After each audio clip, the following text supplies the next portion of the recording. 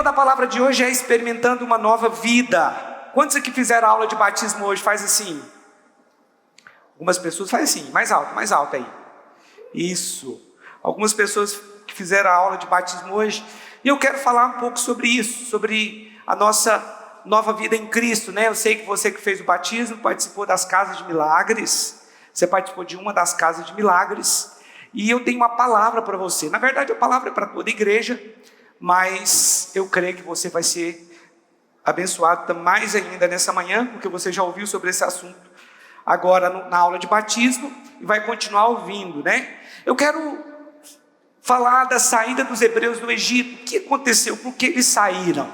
Primeiro, a Bíblia diz que eles ficaram 430 anos escravos no Egito. O que aconteceu ali? A palavra diz que os hebreus começaram a se multiplicar no Egito. Antes disso tinha acontecido uma fome em Canaã, e por causa disso eles desceram para o Egito, José e toda a sua família, e eles ficaram ali por 430 anos, algo que já estava previsto numa profecia bíblica. Então eles ficaram presos ali, aprisionados, mas eles começaram a crescer, multiplicar, e aí então Faraó percebeu que aquele povo estava ficando mais poderoso do que os próprios egípcios. E naquele contexto ali, o Egito era um império mundial. O Egito dominava o mundo, era a nação mais poderosa do mundo. E o Egito, ele tipifica o mundo no nosso contexto. Ok? E aí então eles começaram a ficar muito fortes. Aí então os egípcios viram a necessidade de escravizar os hebreus, os israelitas. E aí eles se tornam então escravos no Egito.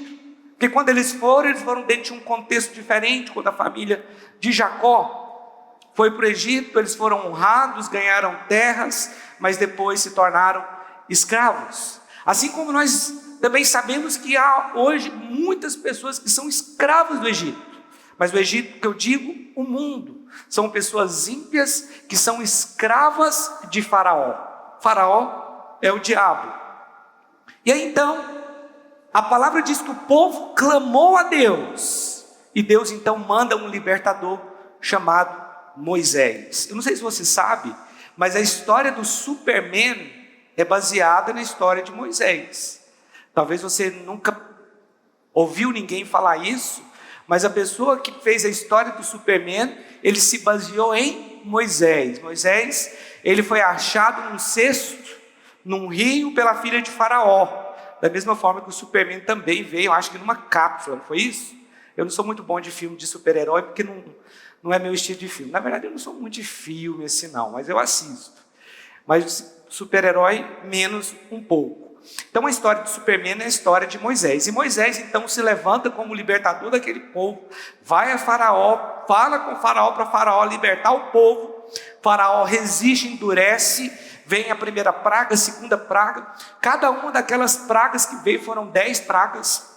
Cada uma das pragas que veio afrontava um deus egípcio. Cada uma das pragas ali era para mostrar que nenhuma daquelas coisas ou daqueles animais eram de fato Deus. Era Deus mostrando que Deus é Deus e não aqueles animais ali que os egípcios adoravam. Mas a última praga, ela foi a mais severa, porque a última praga era a morte de todo primogênito, tanto de homem como de animais. Todos os primogênitos do Egito naquela praga morreram, tanto de animais quanto de seres humanos.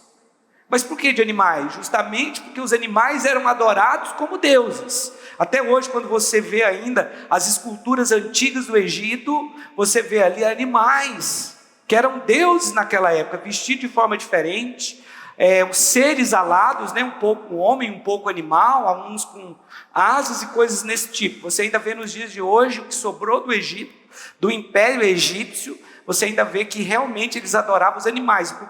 E Deus confrontou esses deuses do Egito porque eles não eram deuses. E aí então Deus levanta Moisés para que ele vá até o povo e liberte o povo da escravidão do Egito. Então o primeiro processo da vida cristã é ser liberto do Egito. Diga comigo, o primeiro processo, pode ser melhor, o primeiro processo da vida cristã é sair do Egito. Agora, Talvez você pense que sair do Egito é simplesmente, eu vou sair do Egito. Não, não é tão simples como você está imaginando. Eles não saíram de qualquer jeito. Houve todo um processo ali. Porque quando nós vamos sair do Egito, primeiro nós somos confrontados, porque muitos de nós aqui, em épocas passadas, adoramos outros deuses, sim ou não? Eu era de uma família não evangélica. Eu adorava outros deuses. Talvez você também estava no mesmo contexto que eu.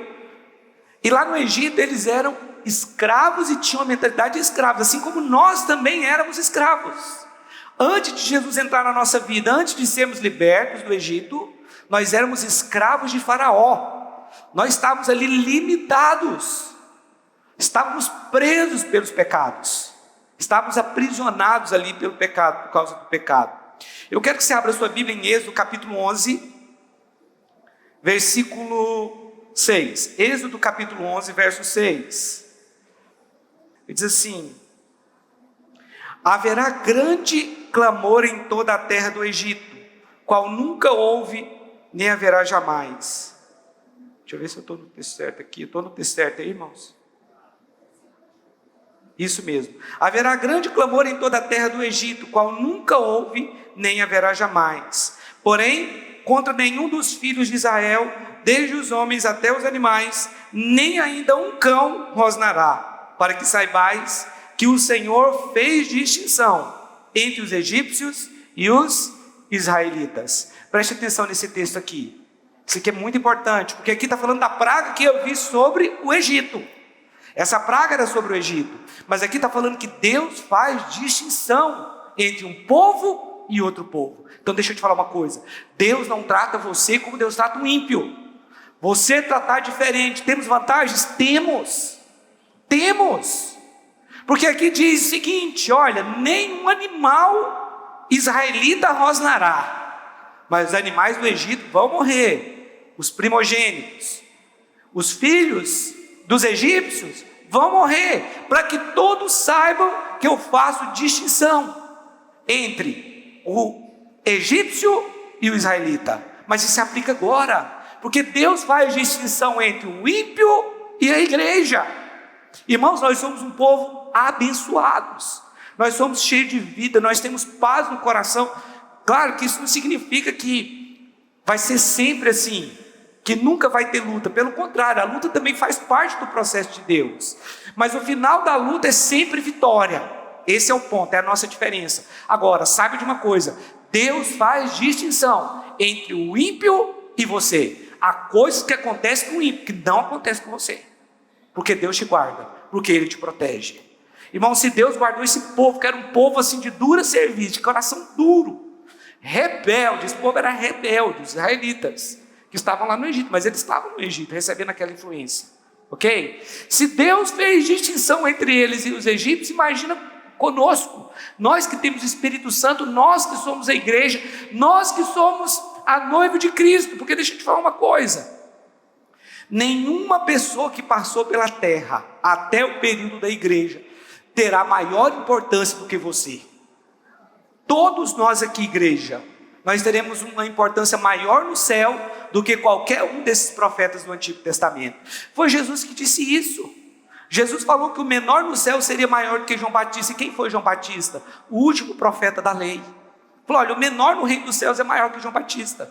Ali ele estava falando da igreja, ele apontava para você, ele apontava para nós. Então nós somos muito mais distintos até do que o próprio Israel. Então nós somos muito mais abençoados do que o próprio Israel. Você é abençoado. Tem coisas que Deus faz para o Egito que Ele não faz com você, Ele não permite, porque Ele não vai permitir que o diabo toque a sua vida. E tem coisas que Deus faz para nós que Ele não faz para o ímpio. Posso ouvir um amém? Diga comigo: eu sou abençoado, porque Deus faz distinção entre o ímpio e a igreja. Então você é alguém abençoado. A primeira coisa que você tem que entender: você é abençoado. Diga: eu sou abençoado. Então você é abençoado. Isso é maravilhoso. Olha, esses dias eu sempre tenho falado com os irmãos aí, né, para os irmãos se programarem para ir para Israel conosco no ano que vem. E é caro ir para Israel, meu irmão. Mas eu tenho falado para eles: orar não é caro, é de graça. Então ora. Você paga para orar? Então ora, porque Deus faz distinção. Se você pensar no valor, talvez você vai falar, não, eu não vou. Mas se você começar a orar e olhar para o Deus que é poderoso, Ele vai fazer distinção. E você vai. Você pode dizer amém? A primeira vez que eu fui para Israel, meu irmão, foi na fé. Na fé, eu falei um ano antes, eu vou para Israel, no ano seguinte eu estava indo. Porque Deus faz distinção, você crê? Deus faz distinção. Pastor, mas eu posso orar por coisas que é muito grande para mim? Você deve orar porque Deus é grande. Talvez aquilo que você quer é algo absurdo naturalmente falando, mas para Deus não é, então você não paga nada para orar, então ore, meu irmão. Deus faz distinção entre nós e o ímpio, porque Ele nos abençoa. É por isso que nós precisamos ter ousadia na hora de orar. Seja ousado, porque Deus gosta de pessoas ousadas. Pedir coisa pequena e grande é a mesma coisa, então pede grande logo. Estou errado? Não, pastor, vou precisar de mais fé. Quando a gente estava aqui, olha, começamos a orar pelo nosso terreno, eu estava pensando a gente ter um terreno lá no Moinho dos Ventos, e dali para lá, que era mais barato. Mas aí um dia, nós fomos desafiados a orar pelo nosso terreno. Eu cheguei aqui e falei assim, você quer saber, meu irmão? Vamos orar por um terreno aqui. Foi aqui que Deus nos plantou, então Ele vai nos dar um terreno aqui. Mas, meu irmão, um terreno grande, para uma igreja pequena, é absurdo, é caro demais. E aí começamos a orar por um terreno aqui, um terreno aqui. Nós já estamos com o nosso terreno, está construindo, a primeira etapa já terminou. Ainda tem mais algumas etapas pela frente aí, mas está ali o nosso terreno aqui, meu irmão, do lado, perto aqui. Uma construção enorme, vai ter 3 pavimentos. Deus, o que Deus fez? Prosperou você que creu. Mas eu que orei, porque era de graça orar. Nós poderíamos estar hoje com um lote lá no Moinho dos Ventos, lá para cima, que é um lugar bom também. Mas Deus nos colocou aqui. Deus nos colocou no sudoeste. Deus nos colocou nessa região. Então, esse é o nosso lugar, onde as pessoas estão morando ao redor. Claro, tem pessoas que moram mais longe. Mas Deus nos plantou aqui, nós somos ousados e oramos. Poderíamos ter orado por algo menor, mas como não paga nada, nós oramos por algo maior. Cremos e temos um lote lá. Então, qual o problema? Deus faz distinção, então você vai orar. Nós precisamos orar por coisas grandes, nós precisamos ir além, nós precisamos pensar. Meu irmão, eu preciso falar isso para você, porque meu coração está tão cheio de gratidão a Deus. Quem sou eu para Deus ter me levado em lugares tão importantes como eu fui? Quem sou eu, meu irmão? Estava lá nessa última viagem, eu, David e o Rodrigo passou fome. Essa foi a infância dele. A mãe dele tinha que pedir pão na rua para dar para os filhos, pão duro. Quem já ouviu a palavra dos sonhos aí, o Rodrigo ministrando, chora porque estava lá conosco. David, o pai dele morreu com 1 ano de idade. Estava no colo do pai dele, veio alguém com um tiro na cabeça, matou. Histórias tristes. A minha família envolvida em alcoolismo. Minha mãe, meu pai. De uma vida difícil, de muita escassez, de muito problema. Estávamos lá do outro lado do mundo, indo num campo de refugiados, podendo dar um momento de alegria, podendo investir financeiramente lá. Depois, Petra, que era um sonho que eu tinha de conhecer Petra, o deserto de Uadirã, Acaba, que era um lugar que eu nem imaginava que fosse um lugar bom, um lugar fantástico, maravilhoso, um dos melhores lugares que eu já fui. Você entende? Realmente nós não merecemos, mas é o texto que eu li para vocês aqui no começo. O que eu posso fazer para o Senhor, para agradecer por tantas coisas boas que Ele tem feito na minha vida? Agora, ore para Deus te levar em lugares longe. Ora para você conhecer as coisas bonitas que Deus criou nessa terra. Foi para mim, para você que Ele fez isso, porque Deus faz distinção, meu irmão. Então tá bom, vou me casar, então ore para ter uma lua de mel num lugar maravilhoso. Maravilhoso. Pastor, eu já sou casado, então ore para Deus levar você e sua família para um lugar abençoado, um lugar que você quer conhecer, que é bonito. Faça isso. Nosso Deus é grande, Ele é poderoso. Ele me levou para esses lugares e, meu irmão, eu sei que eu não mereço, mas pela graça de Deus Ele levou. Os lugares que eu fui era de tirar o fôlego, eu não sabia nem como agradecer a Deus. De estar naquele lugar ali, nunca, jamais imaginei. De estar em lugares assim tão importantes. como eu fui. Então deixa eu te falar uma coisa, Deus faz distinção. Porque eu nunca iria estar no lugar daquele se Deus não fizesse distinção. Você recebe isso? Você recebe essa palavra? Mas seja ousado e ore por coisas grandes. Agora vamos para Êxodo, capítulo 12. No capítulo seguinte, no verso 1, diz assim: disse o Senhor a Moisés e Arão na terra do Egito: esse mês vos será o principal dos meses, será o primeiro mês do ano. Falai a toda a congregação de Israel, dizendo: aos 10 deste mês, cada um tomará para si um cordeiro, segundo a casa dos pais, um cordeiro para cada família. Então aqui ia acontecer a última praga, que era a praga da morte dos primogênitos. Todo filho primeiro que nasceu iria morrer, ok? Do sexo masculino. E aí então, eles estavam se preparando para sair do Egito. Mas antes teve um acontecimento muito importante que nós temos que frisar aqui. Aqui está falando que eles tinham que pegar um cordeiro de 1 ano, e esse cordeiro aponta para Cristo, porque nós precisamos pegar o texto aqui e sobrepor o texto que fala que Jesus morreu na cruz por nós, porque ele era um cordeiro de Deus que tira o pecado do mundo, amém? Foi João Batista que disse isso. Então nós precisamos colocar esse texto sobre os textos do Novo Testamento, para entendermos o que aconteceu aqui. Nesse caso, a Bíblia diz que eles tinham que pegar um cordeiro de 1 ano de idade, sem defeito, um cordeirinho bonitinho. Você já viu o cordeiro, aquele cordeirinho bem pequenininho, bonitinho? Eles tinham que pegar aquele cordeiro no 10º dia do mês de Nissan, que começou a ser o primeiro mês do ano, e no 14º dia eles matavam o cordeiro.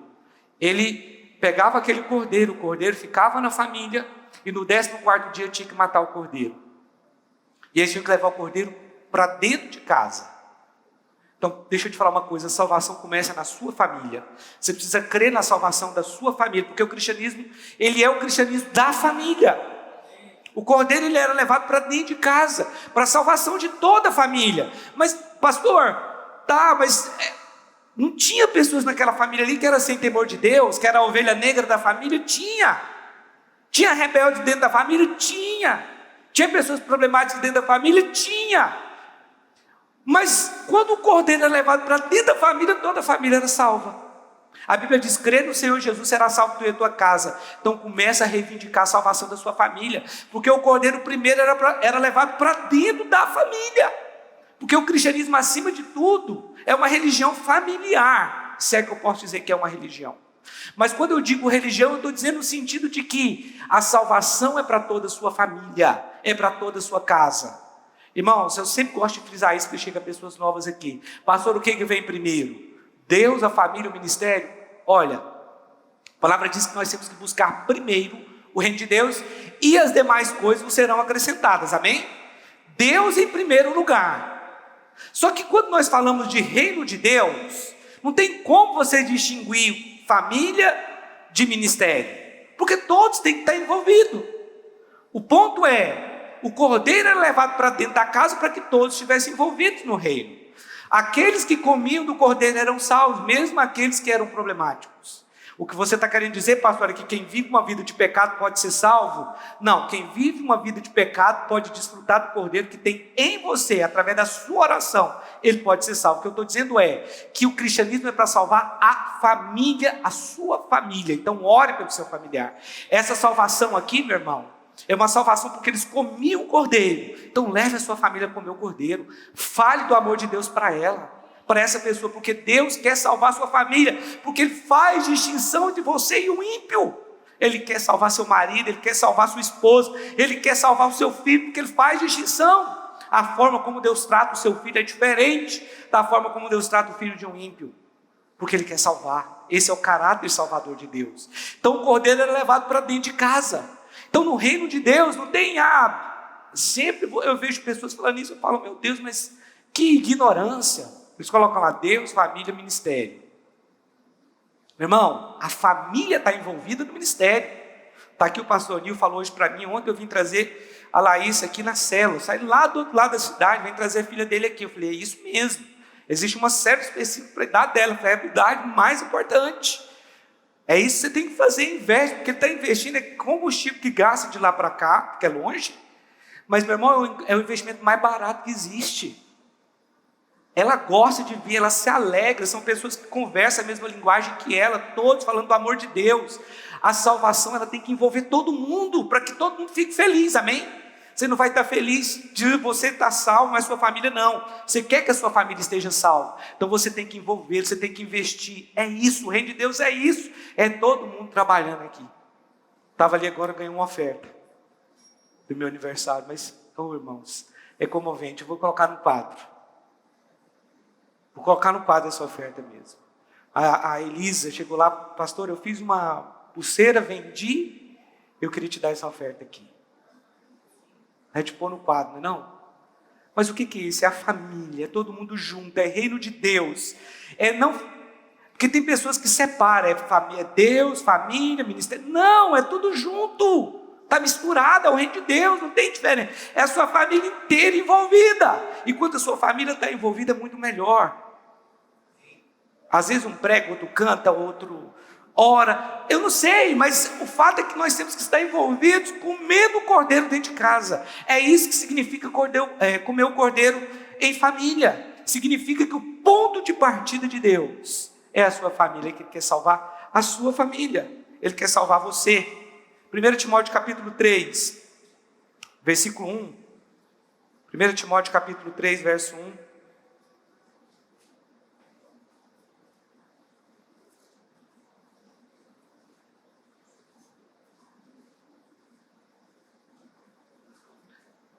Vamos ler até o verso 5, diz assim: fiel é a palavra, se alguém aspira o episcopado, excelente obra almeja. Aqui está falando que aqueles que querem ser pastor, desejam uma coisa muito boa.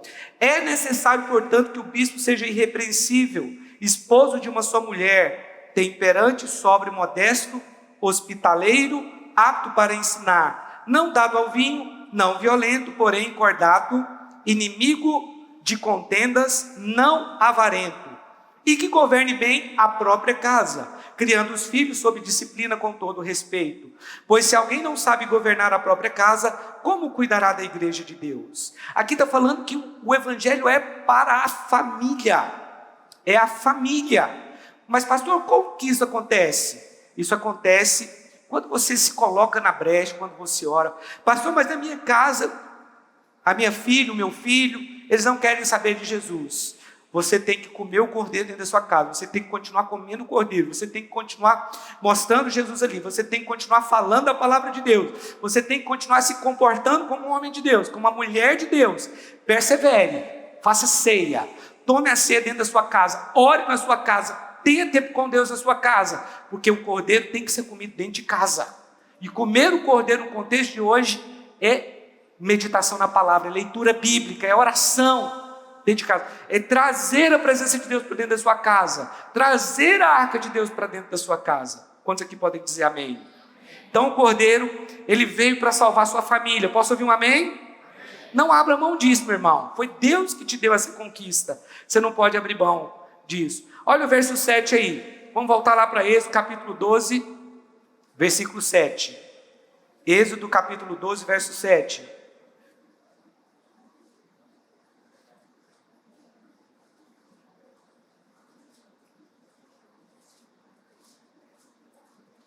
Diz assim: tomarão do sangue e o porão em ambas as ombreiras e na verga da porta, nas casas em que o comerem. Preste atenção.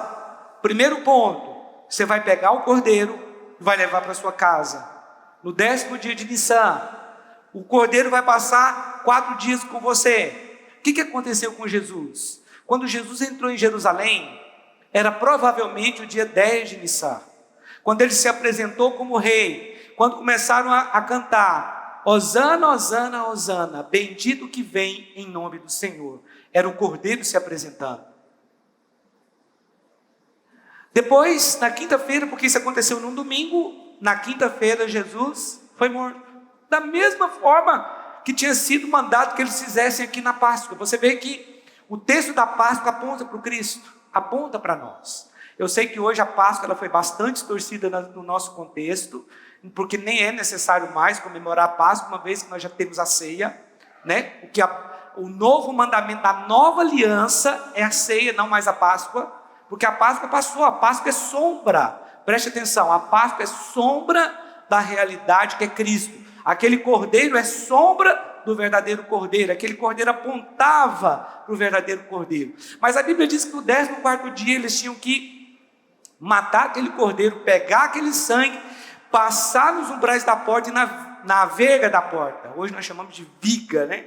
Não sei se é viga, mas eu acho que é viga mesmo. Mas aqui está falando verga da porta. Aquele sangue ele era passado ali em forma de cruz. Passava dos dois lados da porta e também em cima.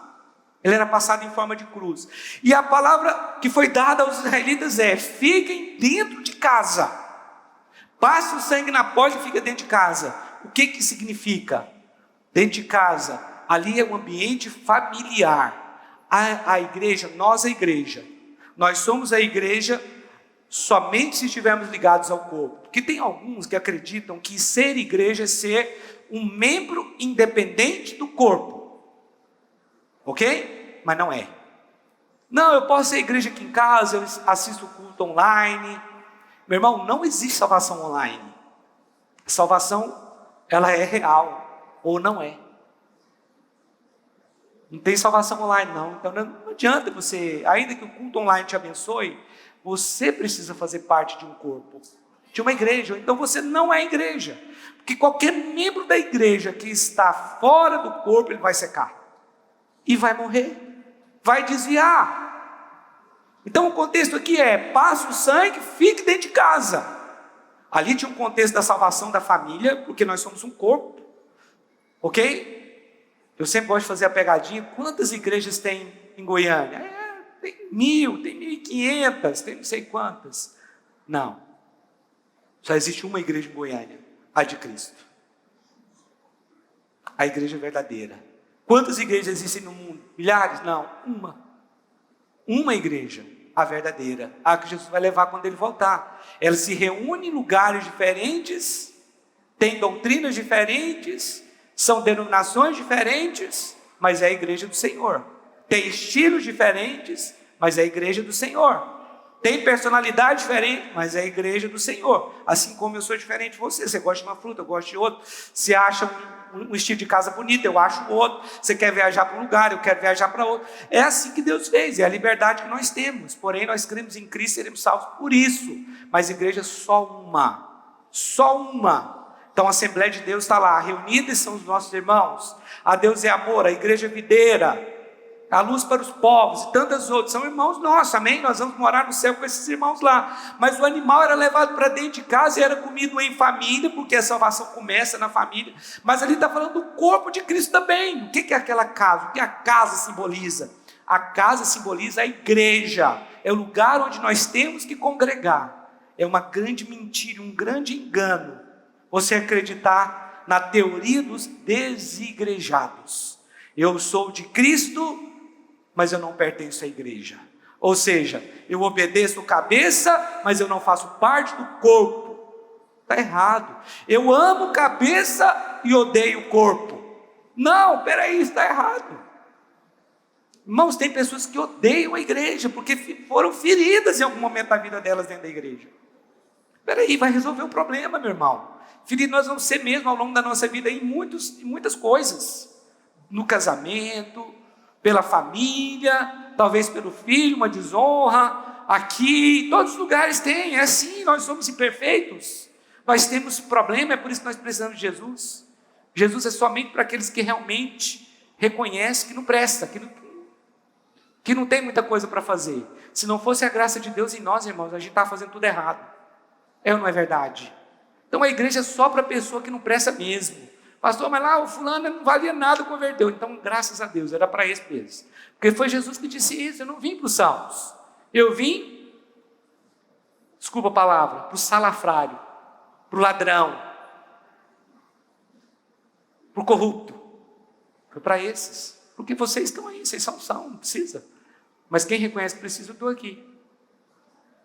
Então esse argumento de que, o fulano era isso, agora é crente, está salvo. Sim, tá, porque ele converteu. Olha, nós precisamos de Jesus, irmãos. E ai daquele que pensa que não. Nós precisamos de Jesus.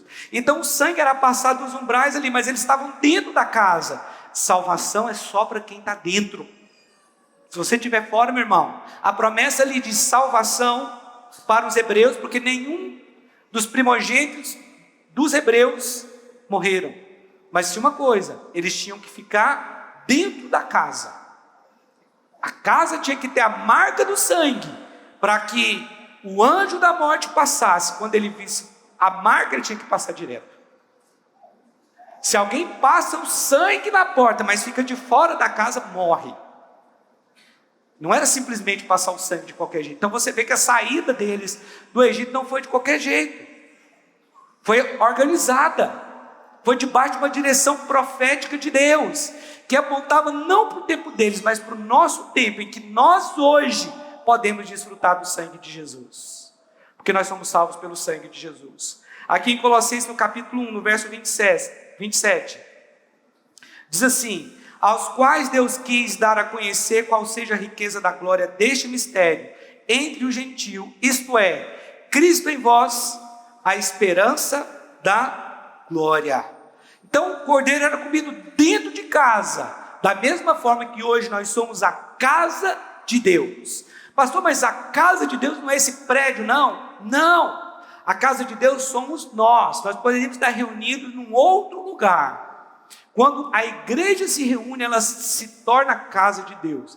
Mas individualmente nós somos a casa de Deus, somos. É por isso que eles tinham que comer o cordeiro. Eles comiam o cordeiro para serem salvos do anjo da morte.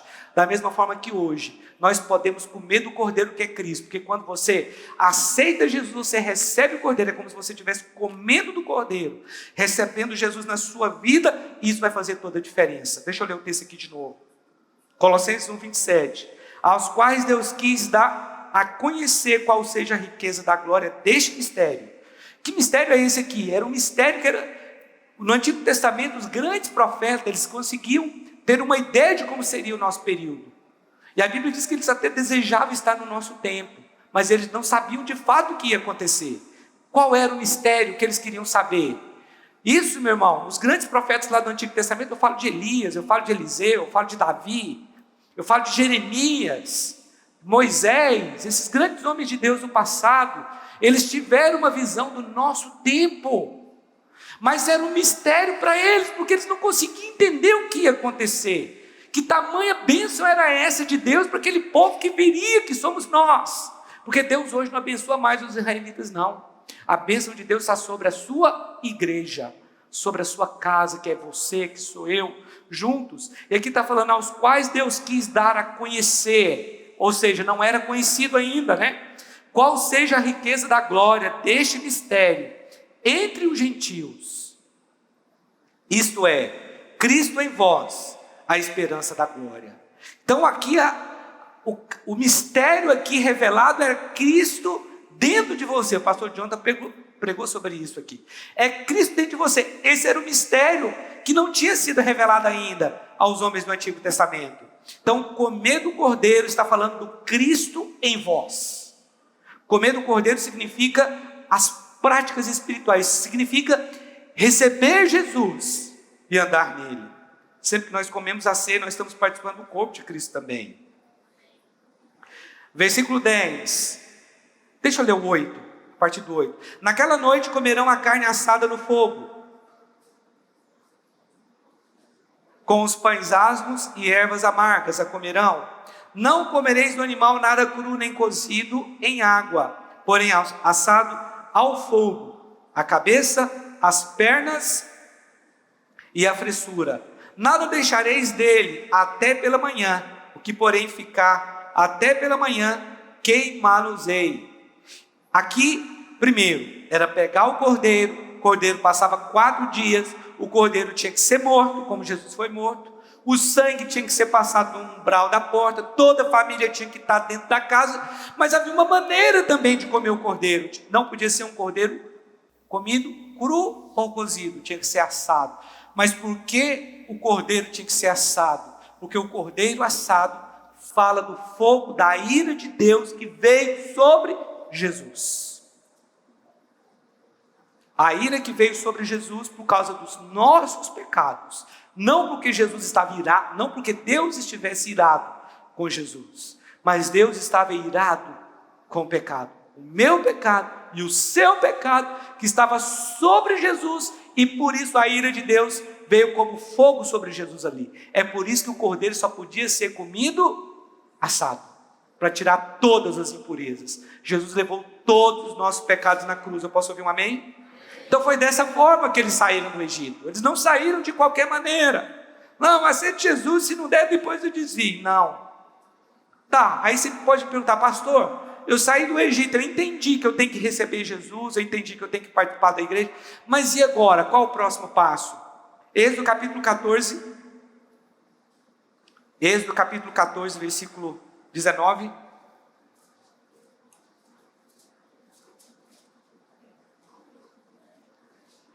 Então ali, depois desses acontecimentos, o anjo da morte vem, os primogênitos dos filhos do Egito morrem, Israel então sai em direção à promessa de Deus, que era a terra prometida. Na semana que vem eu quero falar do processo do deserto, da entrada na terra prometida, e vai ser bacana, irmãos, porque todo o percurso do deserto foi o percurso que nós fizemos agora, quase todo, né? Eles ficaram 38 anos na região onde nós estivemos, e foi bacana. Eu vou poder falar muita coisa bacana desse texto, também da passagem, no local onde eles passaram, né? Da Jordânia para Israel e tomaram posse da terra prometida. Nós estivemos lá também, muitos acontecimentos bacanas. Mas aqui em Êxodo capítulo 14, verso 19, diz assim: então o anjo de Deus, que ia diante do exército de Israel, se retirou e passou para trás deles. Também a coluna de nuvem se retirou de diante deles e se pôs atrás deles. E ia entre o campo dos egípcios e o campo de Israel. A nuvem era escuridade para aqueles, e para este esclarecia a noite, de maneira que em toda a noite este e aqueles não puderam aproximar-se.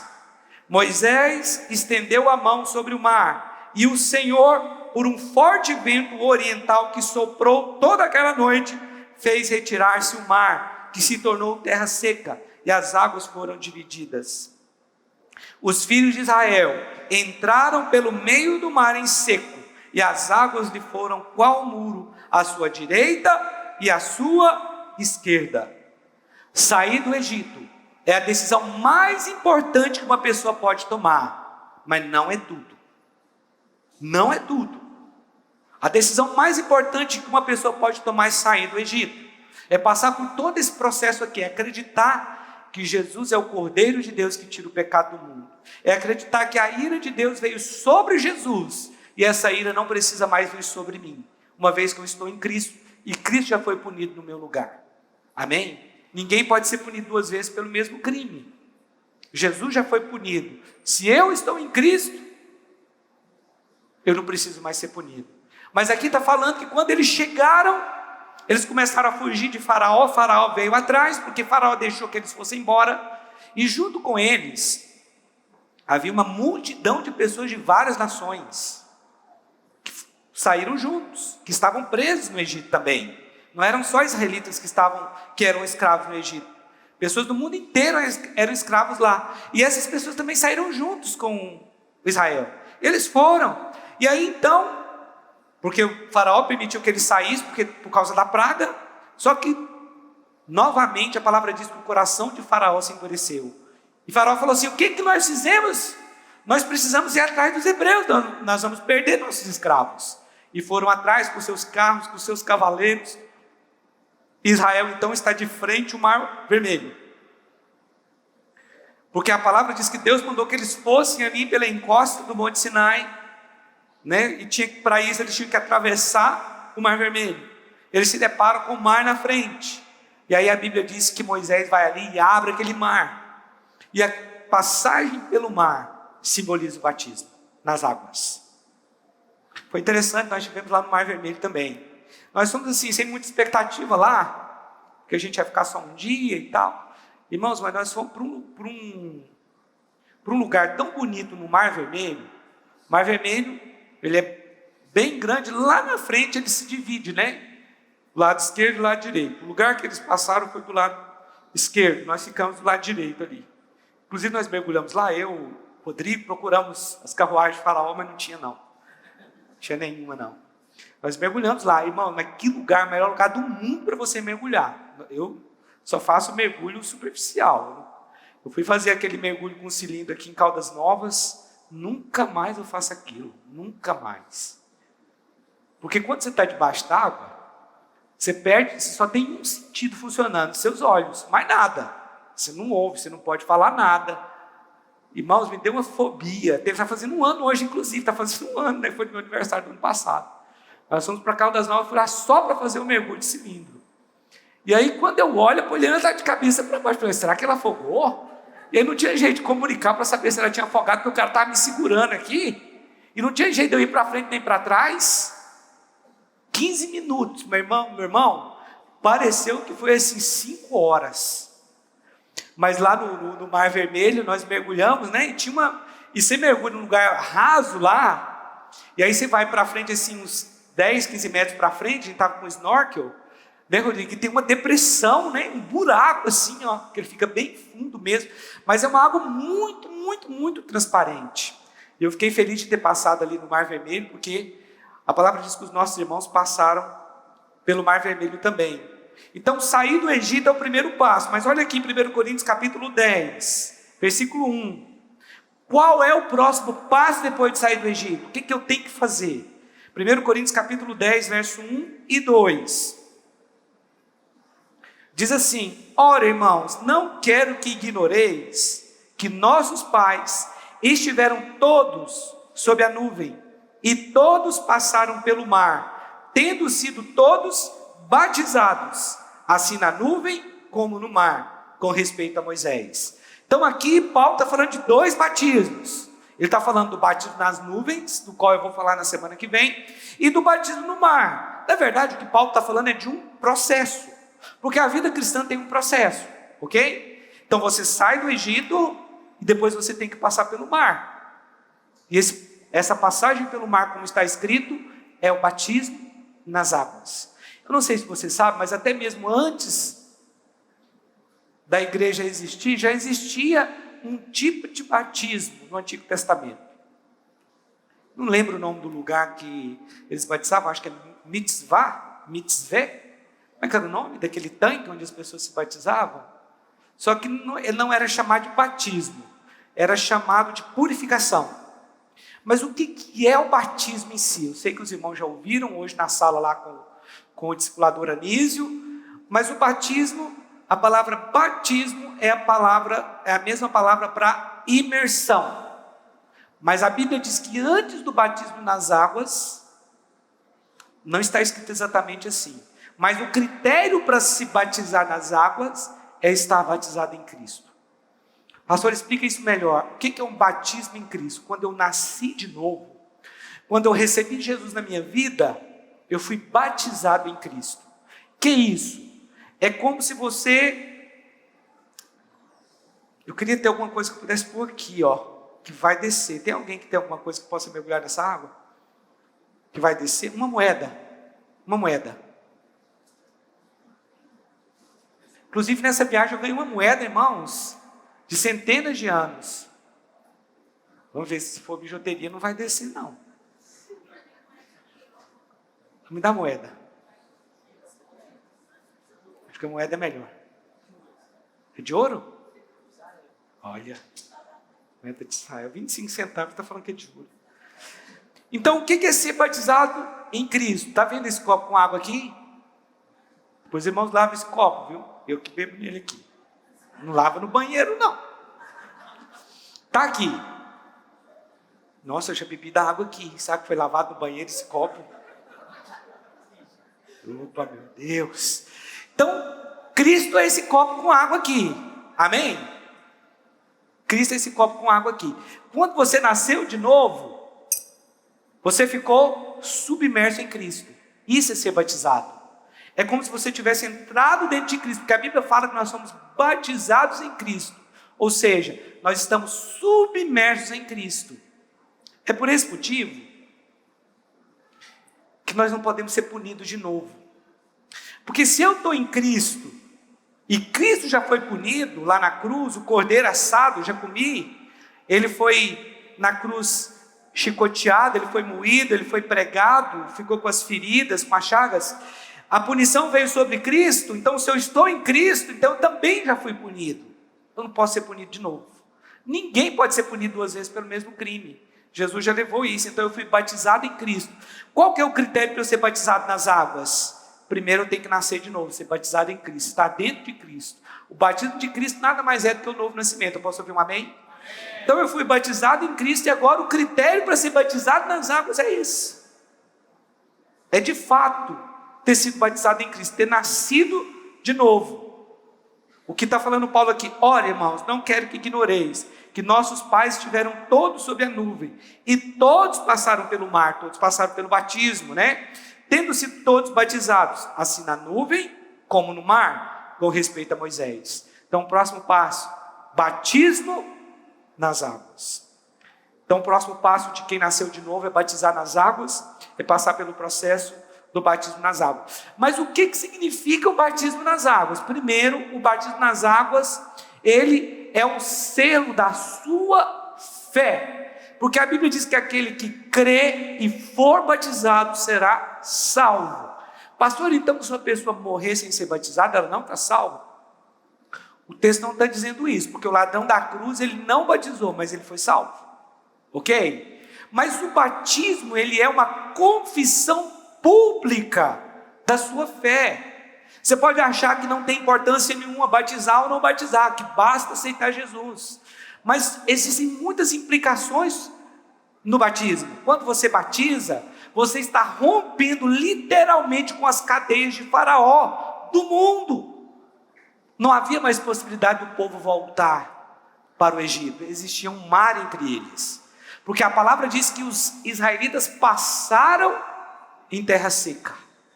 Havia duas colunas de água de um lado e de outro. Um vento oriental entrou e fez ali uma coluna de água dos dois lados, de ambos os lados.